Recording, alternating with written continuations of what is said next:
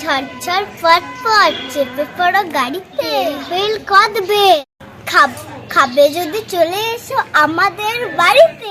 তো গাইস, আজকে আমি একটা কদবেল মাখা রেসিপি নিয়ে চলে এসেছি, জিভে জল আসার মতো। দেখো গাইস, এখানে কিছু পাউরুটির টুকরো আছে, এটা আমি চলে এসেছি মাছকে খাওয়াতে।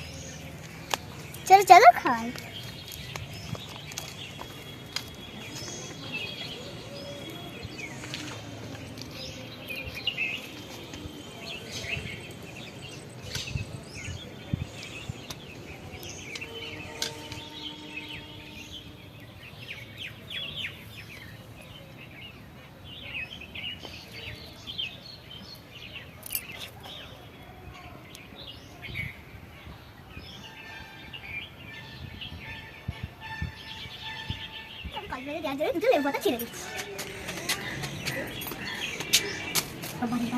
একটা ছিলাম, আরেকটা ছিটতে পারবো কিনা জানি না।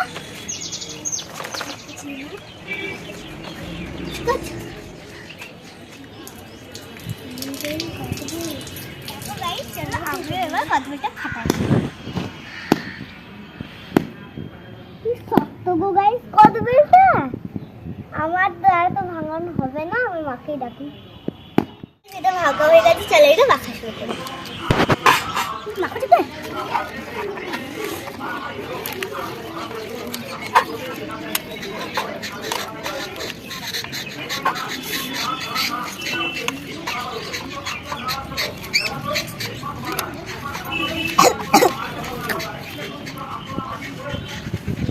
তো চলো গাইস, এখানে সব দিয়ে বাবা রেখে দিয়েছে চটকে। চলো কি কি মশলা দিচ্ছি একবার জেনে নাও। প্রথমে দিচ্ছি ভাজা মশলা, বিট নুন, লঙ্কা গুঁড়ো, ভাজা লঙ্কা, সামান্য নুন, চিনি, গোলমরিচ গুঁড়ো, তারপর হচ্ছে এটা হচ্ছে গুড়। এটা দেখলে দিত, এটা লেবু পাতা, লেবু, লঙ্কা। চলো এবার সব কিছু দিই।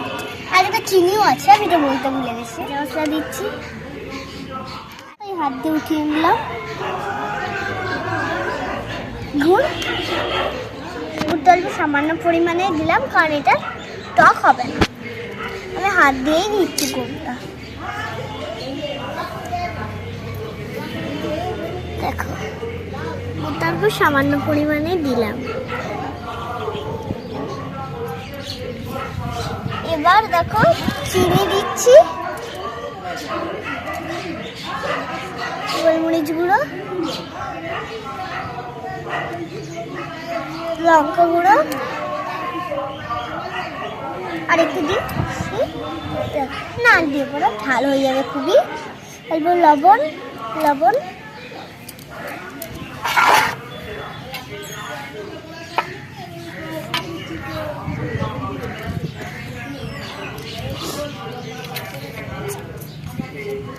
দুটো দিয়ে দিও না, আমি খেতে পারবো না, অনেক ঝাল হয়ে যাবে। না পাকা না, আচ্ছা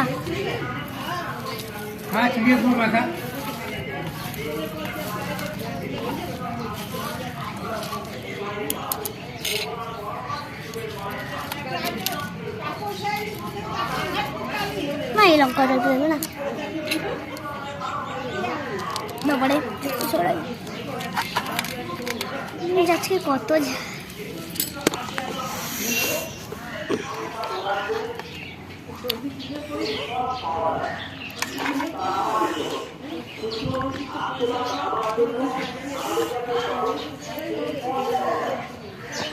দেখো গাইস, আমার কদবেল মাখা হয়ে গেছে।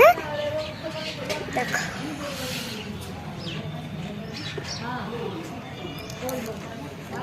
গাইস, দারুণ গন্ধ এসছে।